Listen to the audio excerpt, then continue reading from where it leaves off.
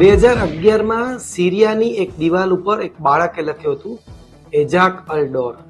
એનો મતલબ એવો થાય છે કે હવે તમારો વારો છે ડોક્ટર.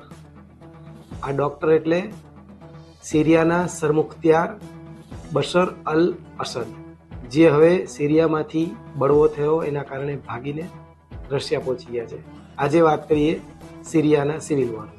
એક દાયકા કરતાં વધારે સમયથી સિરિયામાં આ સિવિલ વોર ચાલે છે અને અત્યારે જે આતંકી જૂથોએ કબજો લીધો છે એમનો આનંદ પણ બહુ લાંબો સમય ટકે એવું લાગતું નથી, કારણ કે અમેરિકા પણ હુમલો કરી રહ્યું છે સિરિયામાં, બીજી બાજુ ઇઝરાયલ પણ હુમલો કરી રહ્યું છે અને આખા મિડલ ઇસ્ટમાં અંધાધૂંધી છે.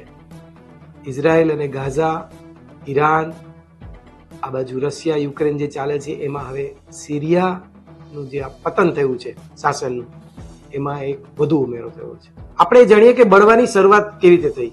તહરીર અલ શમ HTS ગ્રુપે અત્યારે કબજો લીધો છે. 2020 સુધી અસદ સરકાર અને HTS વચ્ચે મોટી લડાઈ ચાલતી હતી. તુર્કી અને રશિયાએ સમાધાન પણ કરાયું હતું, પણ સમાધાન ટક્યું નહીં અને HTS ગ્રુપના આતંકીઓ સાથે સંઘર્ષ વધી ગયો અને આખરે HTS ગ્રુપે કબજો લઈ લીધો. HTS ગ્રુપે એમને નવું નામ આપ્યું છે ડિટરન્સ ઓફ એગ્રેશન. 27 નવેમ્બરથી આ સિલસિલો શરૂ થયો અને 8 ડિસેમ્બર સુધી ચાલ્યો. 8 ડિસેમ્બરે આખરે આખો વિડિયો જોવા માટે ડાઉનલોડ કરો દિવ્ય ભાસ્કર એપ.